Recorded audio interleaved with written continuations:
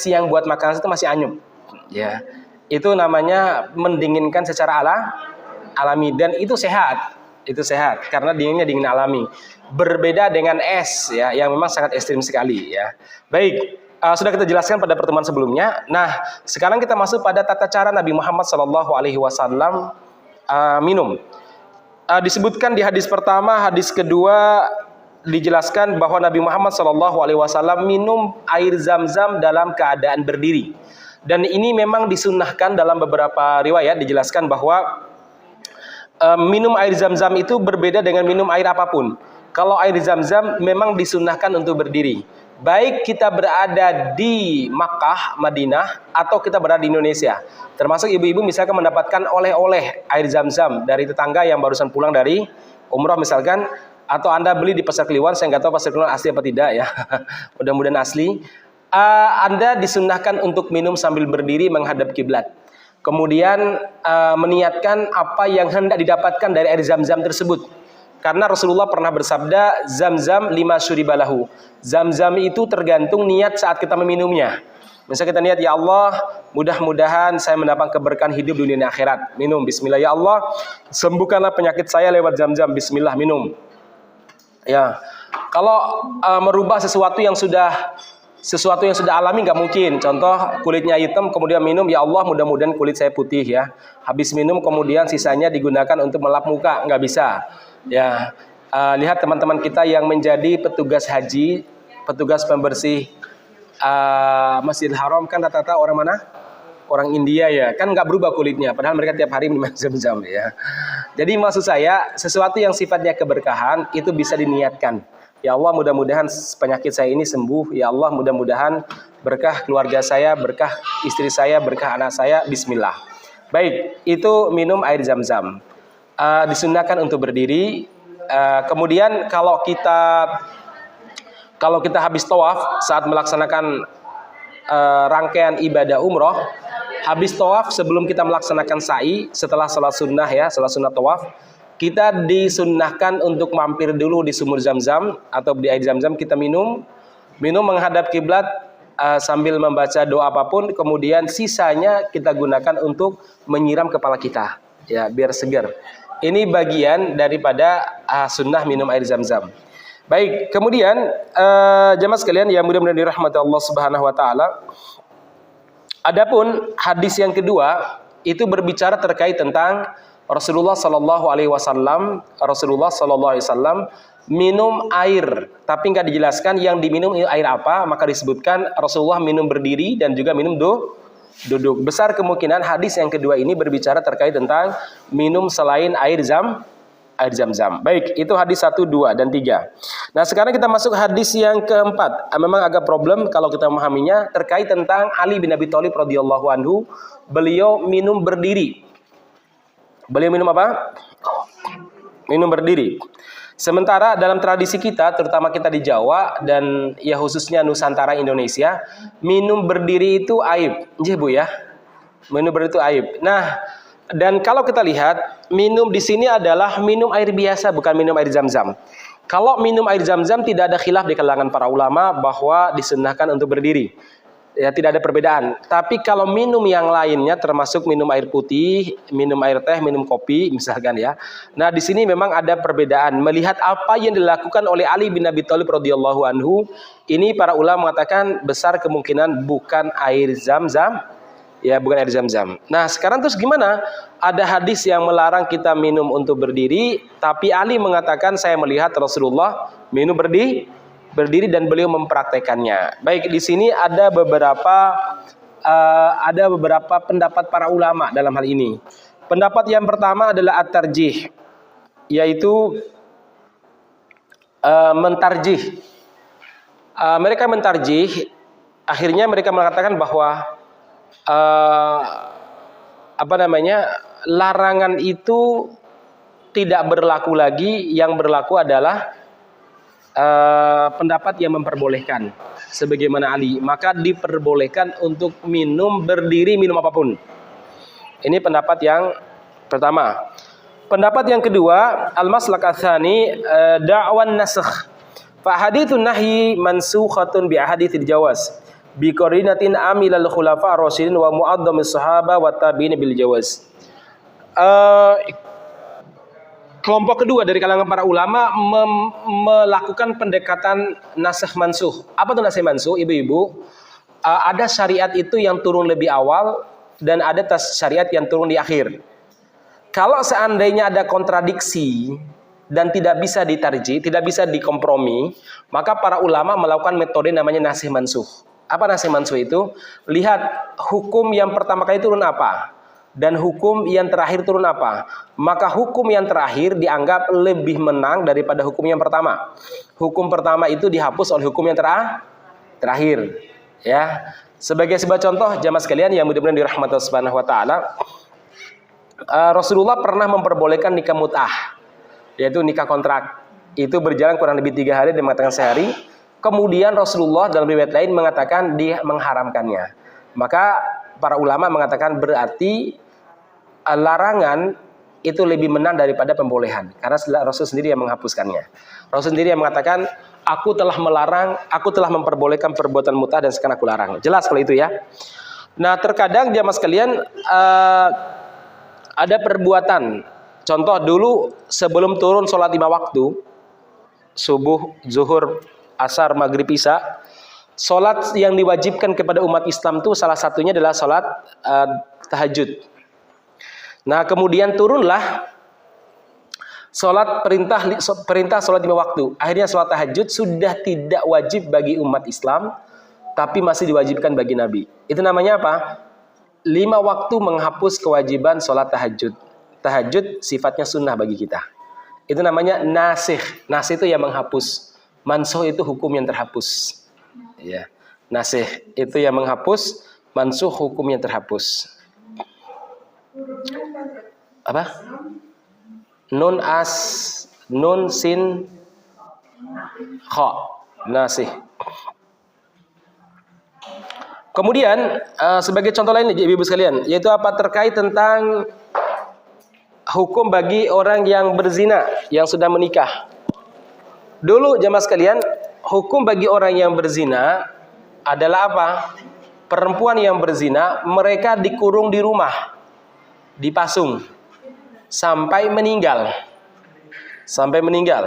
Nah, kemudian turunlah syariat yang mengatakan bahwa perempuan yang berzina, demikian juga laki-laki, kalau sudah menikah dia dirajam. Tapi ayat yang mengatakan bahwa perempuan yang melakukan perbuatan zina setelah dia menikah itu dipasung masih ada ayatnya. Ya, cuma tidak kepake. Ya, karena sudah dihapus dengan ayat surat An-Nur yang mengharuskan untuk dirajam. Nah, sama ini ya. Rasulullah itu melarang untuk minum berdiri. Rasulullah melarang minum berdiri, namun ternyata para khulafaur rasyidin, para khalifahur rasyidin, baik Abu Bakar, Umar, Utsman, demikian juga Ali dan beberapa para tabi'in. Oh, Masya Allah. Kalau tuan rumahnya datang selesai urusannya ya. Ya. Nah, dari sini para ulama berkesimpulan bahwa larangan itu sudah tidak berlaku. Jadi diperbolehkan untuk minum berdiri. Makanya Ali mengatakan dalam ungkapan tadi, demikianlah tata cara wudhu orang yang belum berhadas batal. Demikian juga aku melihat Rasulullah melakukannya. Maksudnya wudhu dan minum berdiri. Baik, ini pendapat yang kedua. Kemudian pendapat yang ketiga, ini pendapat yang terakhir, mencoba untuk mengkompromi. Apa komprominya? Larangan untuk minum berdiri sifatnya makruh, tidak haram. Jadi kalau minum berdiri itu sifatnya makruh, sementara minum duduk lebih bagus. Nah, ini pendapat yang ketiga. Dan ini pendapat yang dirojihkan oleh para ulama ahli hadis seperti Hafidz Ibnu Hajar. Jemaah sekalian, ya mudah-mudahan dirahmati Subhanahu wa taala, itu ya terkait masalah minum berdiri. Jadi kalau Anda melihat ada teman kita yang minum berdiri, jangan disalahkan ya. Karena memang ada ulama yang memperbolehkan. Tapi kalau pilihan saya pribadi, saya memilih pilihan yang ketiga, yaitu apa?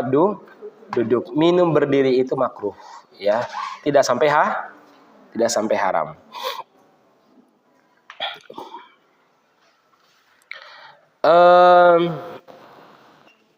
Ada sih pendapat ulama-ulama lain ya. Sekarang kita masuk pada hadis yang ke berapa? 210. 9. Oh, 210.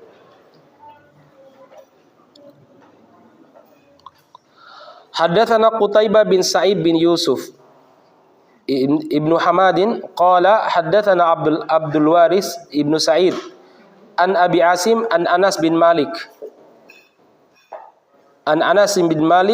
anna Nabi sallallahu kana yatanaffasu fil ina salasan idza syariba wa yaqulu huwa amra wa arwa.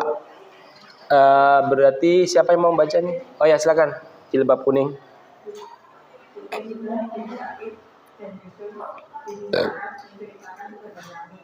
Keduanya berkata, Abdul Waris bin Sa'id menceritakan kepada kami dari Abu Isam, Anas bin Malik bahwa Nabi SAW apabila minum dari dana, maka beliau mengambil nafas 3 kali dan beliau berkata, hal itu lebih melegakan dan lebih mengenyangkan. Ya, Anas bin Malik mengatakan Rasulullah ketika minum mengambil nafas di luar bejana sebanyak 3 kali dan beliau bersabda, hal itu lebih melegakan dan lebih mengenyangkan. Hadis yang berikutnya 211, Bunda yang jilbab hitam. Saya bacakan dulu hadis matannya. Haddatsana Ali bin Khashram, haddatsana Isa ibnu Yunus an Rashid bin Quraib. An abihi an Ibnu Abbasin radhiyallahu anhuma anna Nabi sallallahu alaihi wasallam kana idza syariba tanaffasa marratain. Silakan.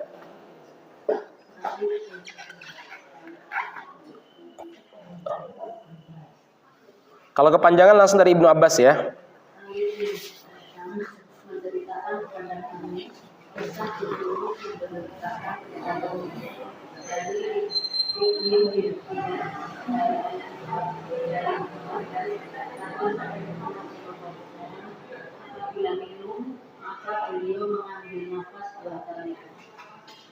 Baik, tambah lagi satu hadis sebelum kita jelaskan.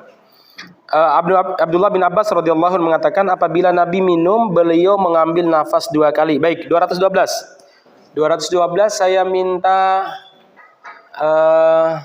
siapa nih? Beliau kelihatan, Bun? Ya, bisa pakai lampu ya. Saya baca dulu hadisnya. Haddatsana Ibnu Abi Umar.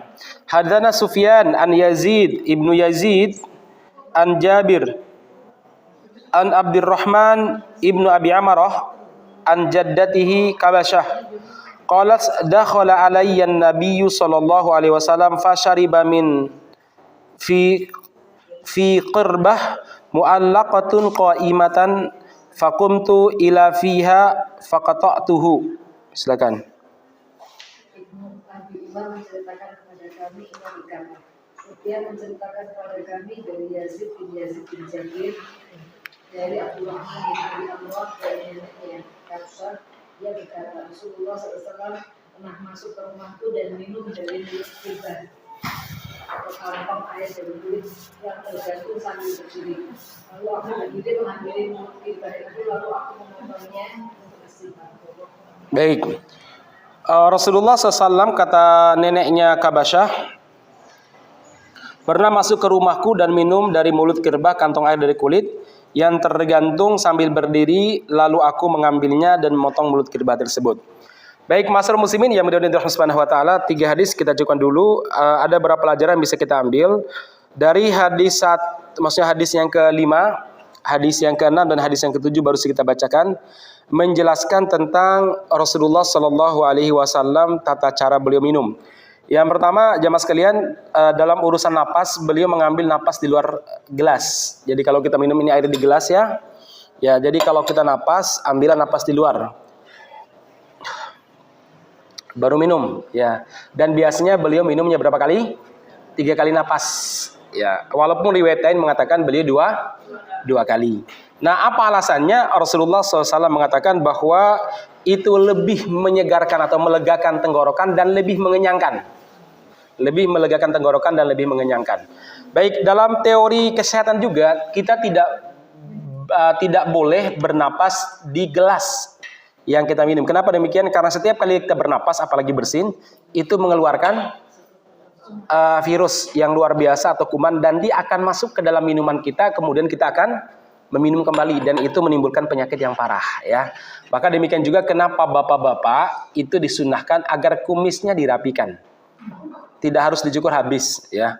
Kalau dicukur habis bolehlah, ya. Kalau repot ngerapi kayak saya, kalau cukur rapi itu kayaknya berat banget, terlalu banyak waktu gitu ya. Sekalian aja digoreng cepat, ya. Nah, kenapa disunahkan untuk merapikan kumis, tidak memanjangkan kumis, berbeda dengan jenggot harus dipanjangkan? Karena salah satunya faktor kesehatan. Faktor apa? Kesehatan. Anda bayangkan ada orang kena flu, apalagi sekarang musim-musim flu, ya. Habis bersin dia minum, ya. Sementara kumisnya panjang. Nah, tentu airnya itu mengenai kumisnya dan masuk lagi ke dalam, ya. Sementara di kumisnya bertengger berbagai macam virus dan kuman. Ya. Baik, masyarakat muslimin yang mudah-mudahan dirahmati Subhanahu wa taala, makanya ibu-ibu sampaikan kepada suaminya, "Pah, kumisnya dirapikan. Nek mau memanjangkan, panjangkan apa? Panjangkan jenggotnya saja." Itu sunnah Rasulullah Shallallahu alaihi wasallam. Ibu-ibu juga bisa sampaikan pada putra-putranya atau menantunya. Ya, biar apa? Biar sunnah ini ada, ya. Biar sunnah ini ada. Di Eropa tuh banyak, ya, orang-orang Eropa mulai mereka memanjangkan jenggotnya walaupun kumisnya masih panjang juga, ya. Tapi itu hal yang menarik, jemaah sekalian. Biasanya orang yang melaksanakan sunnah Nabi, yaitu jenggotnya panjang kemudian kumis dirapikan, kelihatan lebih berwibawa biasanya daripada orang yang mencukur habis. Dua-duanya, ya. Baik, masyarakat muslimin, itu di hadis yang ke berapa? Hadis yang ke-6 dijelaskan tentang beliau bernapasnya 2 kali dan itu dilakukan di luar gelas, ya, di luar bejana. Kemudian yang ketiga, kalau orang dulu kan gelasnya nggak secanggih, nggak sebagus ini, ya. Kadang mereka minumnya pakai apa namanya, bejana besar gitu, ya, kayak mangkuk gitu, ya. Pada zaman dulu begitu, ya. Nah, masyarakat muslimin yang mudah-mudahan dirahmati Allah Subhanahu wa taala, dan itu biasanya lebih parah, ya. Kenapa? Susah mengontrol air masuk. Kalau seandainya kita napas di bejana atau di tengah minum, itu biasanya bisa kesedak, ya. Kalau orang kesedakan bahaya sekali. Apalagi yang diminum adalah rodo-rodo pedas, misalkan cairan apa namanya, airnya rujak, ya. Kemudian habis makan rujak, tersisa banget itu, ya. Makanya biasanya kalau orang yang tersedak itu disunahkan untuk apa? Memukul punggungnya, ya. Dipukul punggungnya, ya, biar muntah karena makanan menghalangi napas. Kalau enggak biasanya ini ditusuk, ya, ke dalam biar mengeluarkan muntah. Orang kan yang tersedak itu kalau muntah kan sudah nyaman. Kenapa demikian? Karena makanan atau minuman yang menghalangi napasnya itu sudah keluar. Makanya kalau orang tersedak itu napas itu sakit. Ya enggak, ibu-ibu? Dan biasanya orang tuh semakin umur, potensi kesedaknya semakin tinggi. Dan banyak kok, bukan banyak sih, ada kasus orang meninggal karena kesedak, susah bernapas. Makanya kalau bisa makan minumnya, apalagi usia-usia sudah di atas 50 tahun, itu pelan-pelan saja. Gak usah kemudian seperti orang yang kelaparan banget, ya. Udah, terus hindari hal-hal yang berbahaya. Misalkan kalau suka pedas, mulai dikurangi, ya. Biar umurnya panjang, bisa lihat anak cucu, ya. Baik, jamaah sekalian, itu, ya. Kemudian sekarang kita masuk pada hadis yang ke-213, betul, ya? Ya. 213 sampai terakhir, ya, 217. Siapa yang belum? Bu Sari bawa kitab. Bu Emi 1. Nanti lanjut Bu Sari. Terus yang ini, tim ini sudah selesai semua? Oh, udah. Nanti kembali kepada beliau nanti, ya. Ya, saya minta yang bawa buku. Oke. 213 saya bacakan hadis. Betul, ya? 213. Ini Muhammad bin Bashar. Haddatsana Muhammad bin Bashar, haddatsana Abdurrahman Ibnu Mahdi, haddatsana Uzrah bin Sabit al-Ansari an Thumamah ibn Abdullah qala Kana Anasun bin Malikin yatanaffasu fil ina'i thalathan wa za'ama Anasun anna Nabiyya sallallahu alaihi wasallam kana yatanaffasu fil ina'i thalathan. Silakan.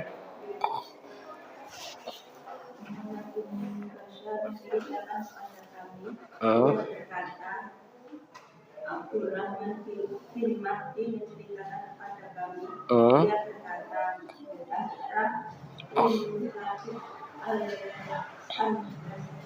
Al-Ash'ari menceritakan kepada kami dari Abdullah bin Anas bin Malik mengambil nafas 3 kali apabila minum dari bejana, dan ia meyakini bahwa Nabi Salam. mengambil nafas 3 kali ketika minum dari bejana.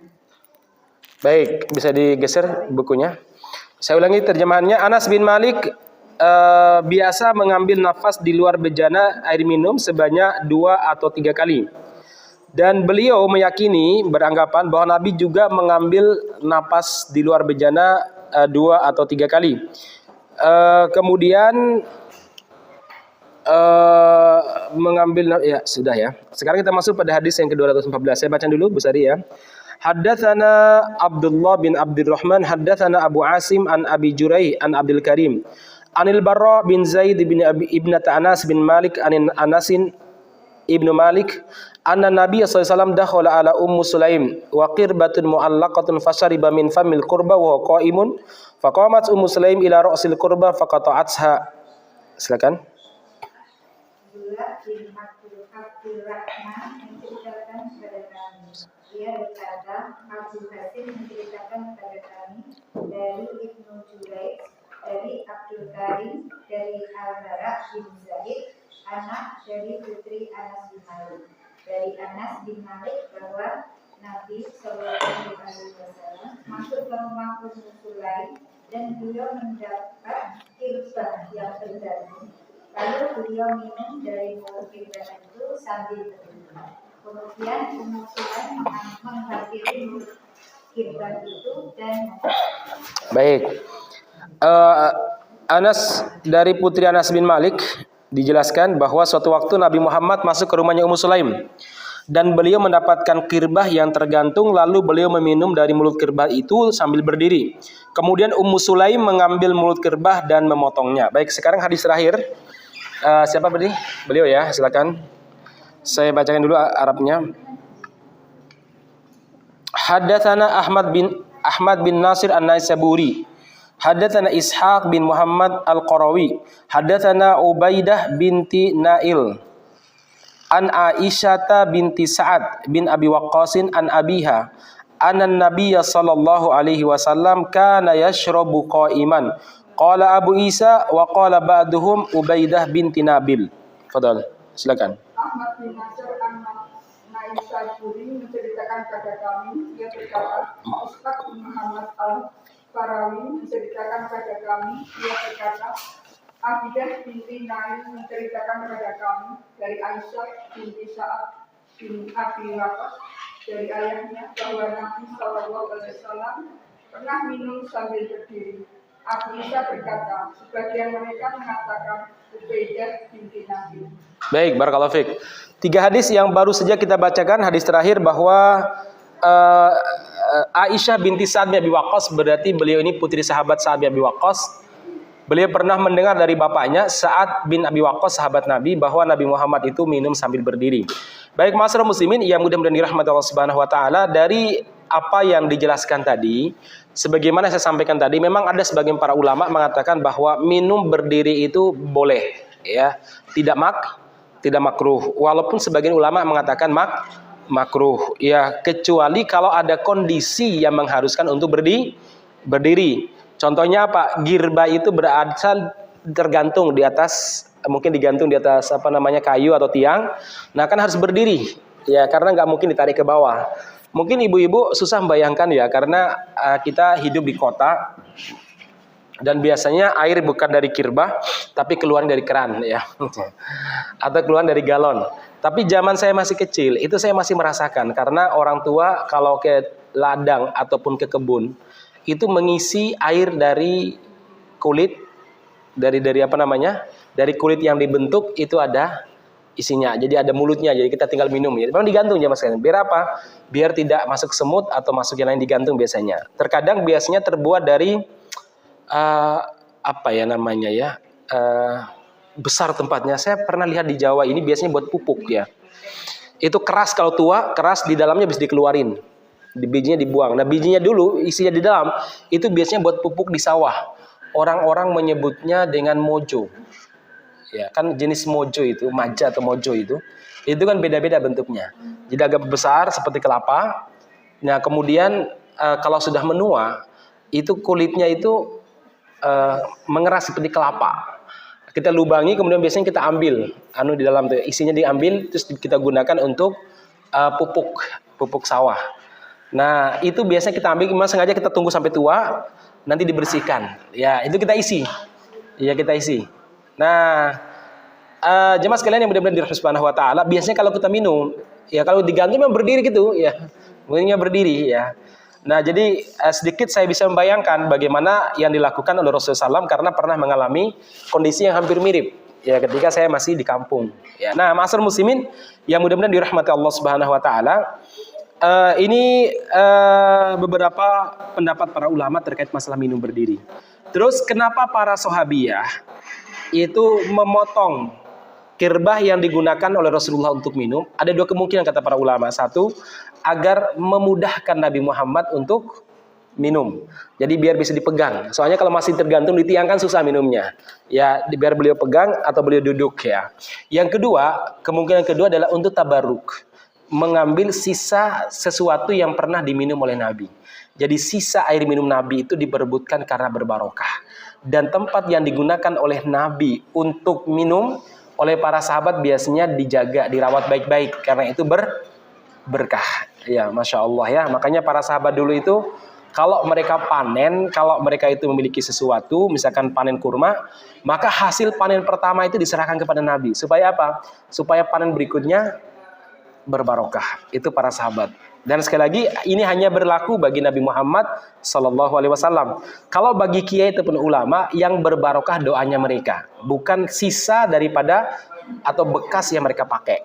Misalkan habis minum, kemudian ibu-ibu rebutan minumnya Pak Kiai itu, para ustadz misalkan, terus diambil. Enggak. Keberkahan para kiai maupun para ulama terletak pada doanya, bukan pada bekasnya. Bukan pada bekasnya. Saya itu pernah diceritakan oleh Ustadz Iim Bashir. Suatu waktu beliau ini menemani abahnya, Ustadz Abu Bakar Basir, keliling ke Madura. Di Madura kan memang teman-teman kita di sana, sebagian besar mereka sangat menghormati para ulama. Itu bagusnya mereka, sangat menghormati para kiai itu, para ulama. Nah, jamaah sekalian, suatu waktu Ustadz Iim tuh heran. Kan biasanya kalau minum air, kan sosok nggak habis, ditaruh. Berpindahlah ke tempat lain untuk ngisi. Itu airnya jadi rebutan. Orang hampir sikut-sikutan untuk direbut ya. Boleh heran, ini kenapa ya? Jangan-jangan karena airnya apa? Diusahakan supaya air minum abinya dan air minum boleh dihabisin. Ternyata rebutan juga, apa? Rebutan botolnya gitu ya.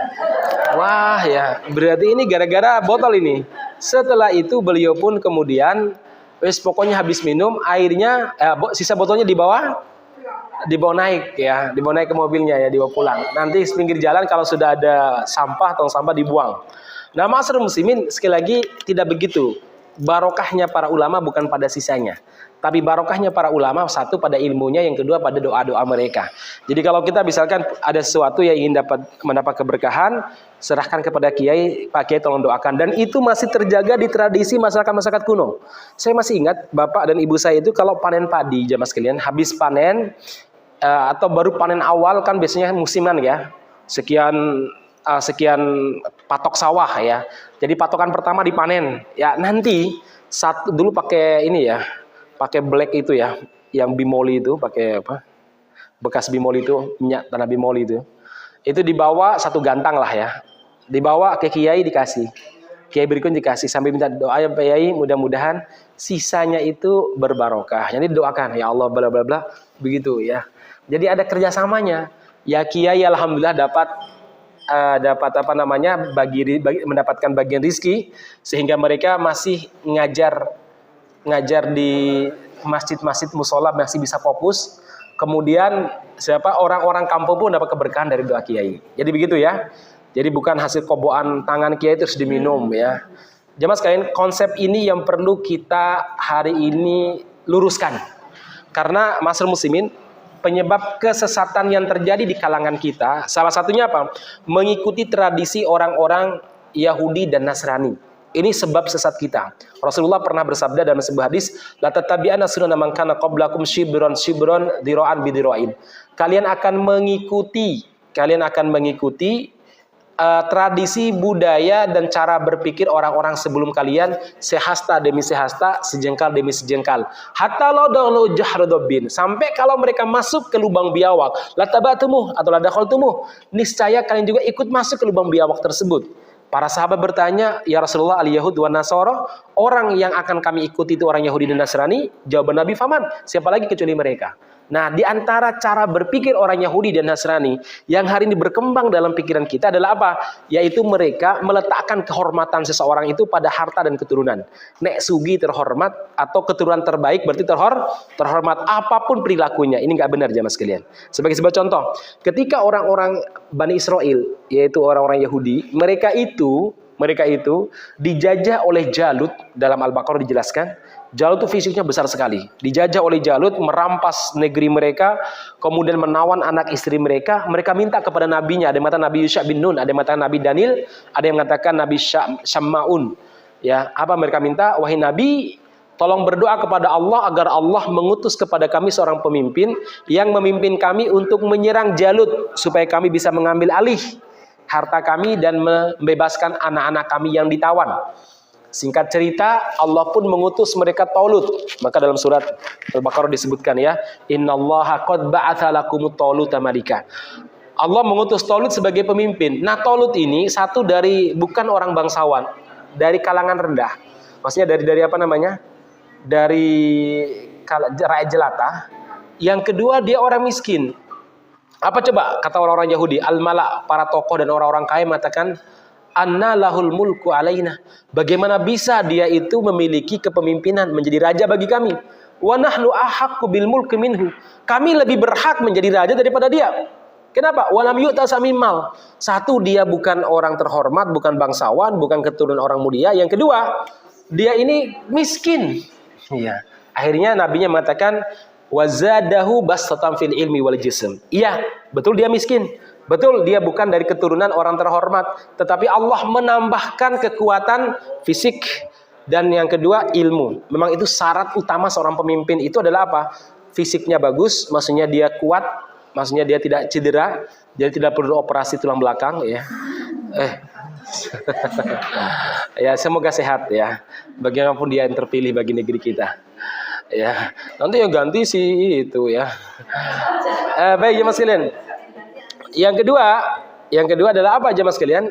Disebutkan dalam hadis tersebut, ilm, harus punya ilmu, sehingga pemimpin itu punya kemandirian dalam memutuskan. Jadi dia tidak didikte oleh orang-orang di sekitarnya. Harus punya ilmu standar. Nah jemaah sekalian, Talut itu begitu. Akhirnya Allah pun memenangkan Talut melawan Jalut yang fisiknya luar biasa. Jalut dibunuh oleh Daud. Saat itu Daud masih seorang pemuda, dan akhirnya Daud diangkat sebagai menantunya oleh oleh Talut, dan Daud diangkat sebagai nabi. Dari pernikahan dengan putrinya Talut, Daud memiliki seorang anak namanya Sulaiman yang kemudian diangkat sebagai nabi juga. Ya, jadi cara berpikir orang Bani Israil Yahudi tadi ya, nek kalau keturunannya baik, keturunan Kiai, Gus ya, keturunan Habib, Syarif, Sayyid misalkan, wes pokoknya apa ngomong apa aja terus benar tuh pasti ya. Ini yang bermasalah aja mas sekalian. Akhirnya apa yang terjadi? Terjadilah sebagian kita lihat. Ada seorang kiai ataupun gus, mohon maaf, menggarapi santriwatinya ya sampai hamil. Kalau hamil ditalak, nanti nikahi lagi dan sebagainya itu. Gara-gara apa? Tadi terlalu mendewakan keturunan. Gak benar aja mas sekalian. Ya, atau mendewakan fisik. Gak benar. Rasulullah pernah bersabda, innallaha la yanzuru ila suwarikum wa la ila amwalikum. Allah enggak pernah menilai kalian berdasarkan tampang dan harta, enggak pernah. Karena menilai seseorang berdasarkan dua hal ini dolim. Ya, kalau seandainya berdasarkan ini saya Abu Lahab lebih mulia daripada Bilal. Kenapa? Abu Lahab itu tampan ya Mas kalian, tampannya maksimal. Maka istrinya pun cantiknya luar biasa. Namanya Ummu Jamil. Ummu artinya ratu, Jamil artinya cantik, ratu kecantikan. Jadi sebelum ada Miss Universe atau Putri Indonesia sudah ada ratu kecantikan di Arab itu jemaah. Reda ungu jamil ya. Ya betul. Bilal hitam pekat, tidak ada yang putih kecuali bola matanya sama giginya. Tapi Rasulullah mengatakan bahwa Bilal itu sudah terompanya udah kedengaran di surga, jemaah sekalian. Jadi sekali lagi ini poin pertama yang sering saya tekankan, bahwa Islam tidak membedakan orang kaya, orang miskin, keturunan mulia, hatta keturunan Nabi, ya kecuali karena ketakwaan. Memang kita diperintahkan memuliakan orang yang sudah sepuh, karena usianya, bukan karena mulia di sisi Allah Subhanahu Wa Taala. Sebagaimana kita diperintahkan untuk memuliakan keturunan Nabi, bukan karena dia itu paling bertakwa dan paling mulia di sisi Allah, enggak, tapi karena memang ada perintah untuk memuliakannya selama keturunannya benar. Nah, ma'asyiral muslimin yang mudah-mudahan dirahmati Allah Subhanahu Wa Taala, sekali lagi ini penting dan perlu kita pahami bersama. Jangan pernah kita menilai seseorang berdasarkan keturunan, harta ataupun tampang. Kalau harta, Namrud lebih kaya daripada Musa. Ya maksudnya kaya banget Namrud, Korun, apalagi Korun. Sampai disebutkan kalau ada orang yang mendapatkan harta dari galian di Indonesia, disebut hartanya siapa? Hartanya si Korun. Padahal Korun itu sana Mesir sana aja mas sekalian ya. Tapi harta Indonesia diakui sama Korun coba ya. Saking kayanya. Allah Subhanahu Wa Taala mengatakan wa atainahu minal kuzuni ma inna mafatihahu latanu bil usbati ulil quwwah. Kami berikan harta yang sangat banyak sampai mafatih, yaitu kunci-kuncinya itu tidak mampu diangkat oleh orang yang kuat fisiknya. Bayangkan, saking banyaknya kuncinya ibu-ibu. Nah, ibu-ibu kan nggak bawa kunci, paling kunci motornya aja masalahnya kan ya. Ya, kita punya ada sih ya, maksudnya tapi kan nggak sebagaimana Korun, kuncinya saja aja. Kalau sekarang mungkin remote-nya mungkin nggak mampu dibawa sama orang yang kuat, saking kayanya. Tapi sekali lagi Allah tidak menilai kalian berdasarkan apa? Tampang, kekayaan maupun berdasarkan keturunan, tidak. Terus berdasarkan apa? Ila qulubikum, kesucian hati, wa amalikum, dan amal yang kalian persembahkan kepada Allah. Maka Rasul mengatakan man bata'a bi amalu lam yusiba nasabu. Barang siapa yang amalnya sedikit tidak akan dilipat gandakan pahalanya gara-gara nasabnya. Enggak. Rasul juga Allah juga berfirman, inna akramakum indallahi atqakum. Orang yang paling dimuliakan oleh Allah di sisinya adalah orang yang paling bertakwa. Bukan orang yang paling tinggi nasabnya, bukan juga orang yang paling tampan, bukan juga orang yang paling kaya. Kalau kaya, tampan, tinggi nasabnya, dan orangnya baik, itu lebih bagus jemaah sekalian. Kenapa? Karena mereka lebih bermanfaat di tengah umat. Ya, orang tampan itu lebih bermanfaat loh ya. Nabi pada zaman dulu kalau mengirim surat kepada raja-raja Romawi, yang beliau cari adalah sahabat yang sangat tampan. Namanya Dihya Al-Kalbi salah satunya. Memang orang yang tampan sekali. Sehingga sementara orang-orang Romawi sangat mendewakan ketampanan. Jadi begitu Dihya datang, yang tampan-tampan mereka minder. Saking tampannya Dihya itu ya. Makanya apa? Ternyata tampan itu kalau saya dimanfaatkan untuk Islam itu bagus, masyarakat muslim. Makanya para artis yang hijrah itu, ya, yang cantik-cantik, yang tampan-tampan itu, yang selalu jaga fisiknya, itu akhirnya memberikan banyak inspirasi kebaikan kepada anak-anak muda, ya kan? Ya, dibandingkan mungkin kiai yang hijrah itu ya. Ya. Karena tadi mungkin ya ada daya tarik tersendiri. Demikian juga orang yang baik keturunannya, orang yang diberi kekayaan, kalau soleh lebih bermanfaat baik daripada manusia biasa. Lebih dicintai sama Allah tentunya ya. Baik jemaah sekalian, ini poin ya, karena saya sering sosok lihat YouTube ya, ada di antara mohon maaf kiai yang mengatakan bahwa kami Allah sering berbisik kepada kami. Jangan, Allah berbisik loh. Nabi Musa sama Nabi Muhammad saja yang berbisik siapa? Jibril. Ini Allah berbisik kepada kami. Ya Allah, ini kacau. Melebihi kacaunya Mama Gufron yang bisa bahasa semut, bahasa gajah. Ya, ada lagi mohon maaf, ada sebagian Habib ini kacau nih. Alhamdulillah Habib Rizik kemudian turun tangan mengatakan bahwa man imamuka, siapa imammu? Habib, baik. Ini Habib yang menyeleneh ya, yang akhirnya kemarin Habib Rizik turun tangan untuk membenarkannya. Man robbuka, siapa Tuhan kalian? Habib. Jangan kacau banget. Yang kemudian istrinya minta cerai itu loh, yang kemarin lagi rame itu ya. Ya baik jemaah sekalian, istri keberapa? Istri ketiga atau istri keempat yang minta cerai itu ya. Dan lucunya istrinya itu nggak boleh punya, istrinya yang Indo, maksudnya yang Indo tidak boleh punya keturunan dari dia katanya. Jadi istrinya dipaksa untuk KB atau memakai alat kontrasepsi. Betul kontrasepsi ya? Ya itu nggak boleh ya, karena khawatir nanti garis keturunan Nabi itu rusak katanya, parah banget ya. Baik jamaah sekalian, gara-gara apa tadi? Awalnya salah, mendewakan keturunan. Bagi kita keturunan itu biasa. Memang kita ada perintah untuk menghormati zuriyah, keturunan Nabi, dimuliakan. Bahkan Umar bin Khattab itu mendahulukan keturunan Nabi. Kalau bagi harta atau bagi hadiah itu pokoknya keturunan Nabi dulu yang didahulukan oleh Umar bin Khattab radhiyallahu anhu. Tetapi jangan sampai kemudian kita mendewakannya. Ya, biasa-biasa saja. Baik jemaah sekalian yang mudah-mudahan dirahmati Subhanahu wa taala. Dan yang paling penting lagi terkait tentang itu, di antara ciri khas orang-orang Bani Israil adalah apa? Cuek dengan kondisi sekitar, maksudnya cuek dengan kemungkaran sekitar. Cuek, pokoknya kalimatnya apa? Sok bijak, ojo urus. Itu urusan mereka. Anda tidak akan dimintai pertanggungjawaban atas perbuatan maksiat mereka. Kamu jangan urus ya. Ini kayak di Paragon ya, festival non halal ya. Sebenarnya kami sendiri di DSKS itu tidak meminta bubar, enggak. Karena kita tahu itu adalah dikhususkan untuk non Muslim. Cuma kita minta ditertibkan. Salah satunya apa? Dibuat semacam tirai. Jangan terbuka begitu karena 90% yang mengakses Paragon itu siapa?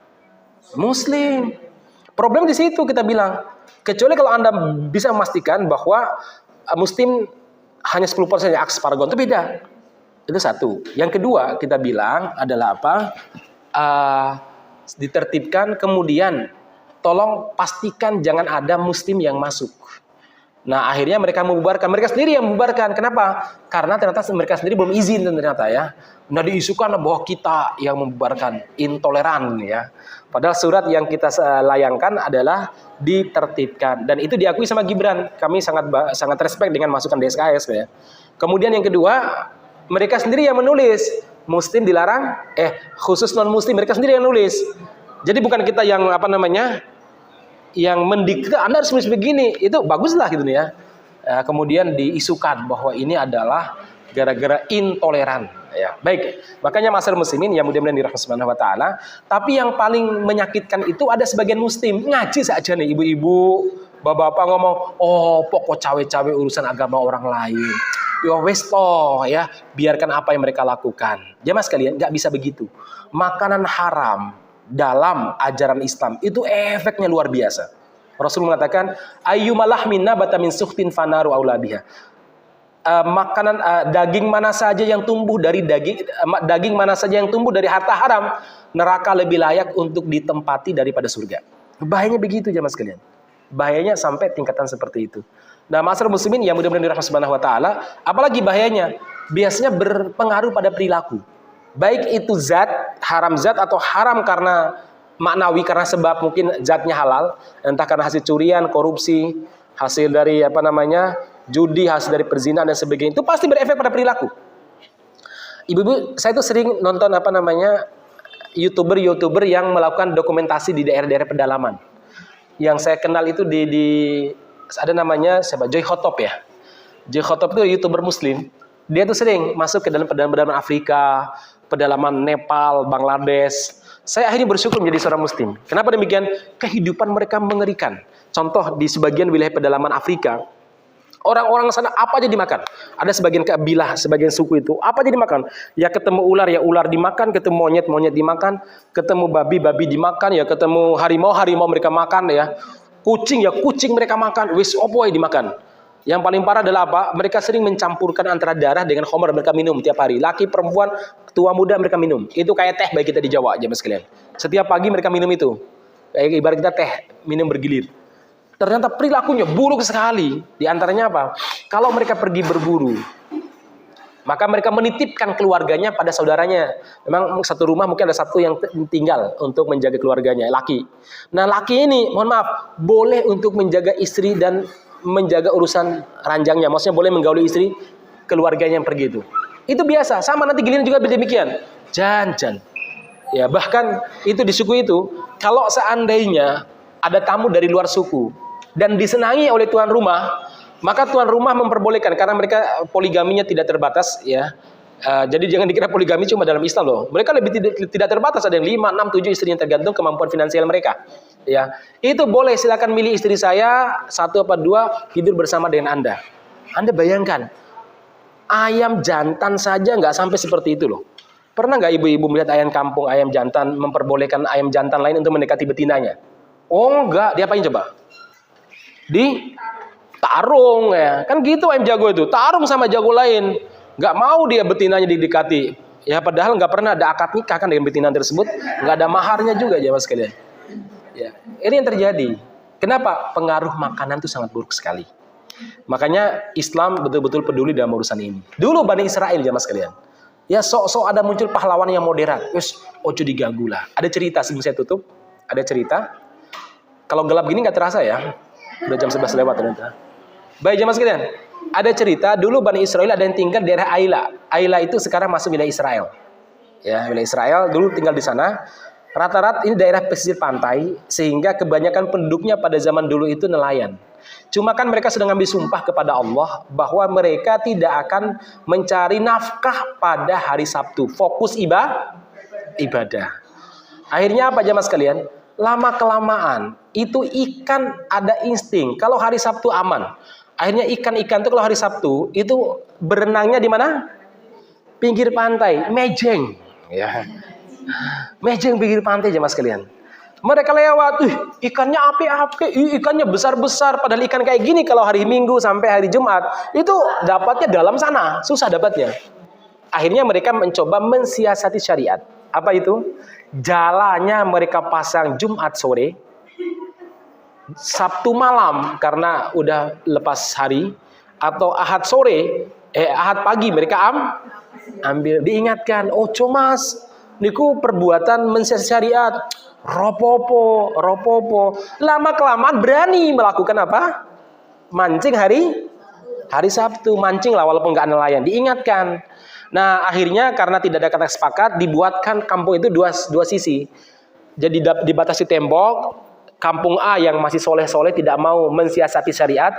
Kampung B yang suka mancing dan mensiasati syariat tadi. Ada kelompok yang ketiga. Apa? Kelompok moderat. Sok ke sini, sok ke sana. Kalau kelompok A bilang, wis lah, ojo digubris, itu urusan mereka dengan Tuhan. Anda nggak dimintai pertanggungjawaban. Gitu. Dalam surat Al-A'raf disebutkan, wa idh qala ummatum minhum lima ta'iduna qaumanillahu muhlikum aw mu'adzibum adaban syadida. Ngapain beri peringatan kepada mereka? Atau nanti Allah menyiksa mereka kok, enggak menyiksa kalian. Tapi orang-orang yang waras di kampung A ini masih waras. Apa jawaban mereka? Qalu ma'dziratan ila rabbikum wa la'allahum yattaqun. Ini sebagai bentuk ma'dzirah, menggugurkan kewajiban kami di hadapan Allah, dan kami berdoa mudah-mudahan mereka dapat hidayah. Siapa tahu di antara mereka ada nuraninya masih hidup. Tapi tetap aja jemaah sekalian, ada orang yang jadi pahlawan moderat. Ya. Singkat cerita kata Allah Subhanahu wa taala, Allah hukum yang moderat, apalagi yang dolim. Apa yang Allah hukum? Faja'alnahum qiradatan khasiin. Allah jadikan monyet dan babi. Ya. Jadi laki jadi monyet, laki jadi babi, perempuan jadi monyet. Ada yang mengatakan demikian. Ada yang mengatakan yang membiarkan kemaksiatan jadi monyet, yang bermaksiat jadi babi. Itu cara berpikir orang Yahudi, nggak boleh kita ikuti. Seorang Muslim itu kata Rasulullah, kalau lihat kemungkaran ingatkan dengan tangannya. Kalau nggak bisa dengan mulutnya. Kalau sekarang mungkin media. Kalau nggak bisa minimal dengan hati, malah jangan justru mendukung atau mencoba menjadi orang moderat. Jangan dong ya. Udah kita ingatkan. Kenapa bahaya loh? Di Solo itu paling banyak makanan haram. Paling banyak pengajiannya, paling banyak makanan haramnya. Ada kambing balap, ada sate guk, ada sate pig, ada macam-macam ya. Silakan Anda jalan-jalan di sekitar pasar gede. Banyak sekali itu.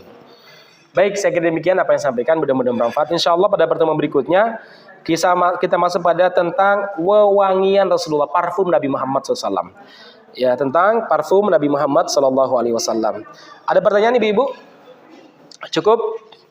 Kalau cukup, barakallahu fiik, jazakallahu khairan. Kita akhiri sampai di sini. Subhanakallahumma rabbana bihamdika asyhadu an la ilaha illa anta astaghfiruka wa atubu ilaik. Alhamdulillahirabbil alamin. Assalamualaikum warahmatullahi wabarakatuh.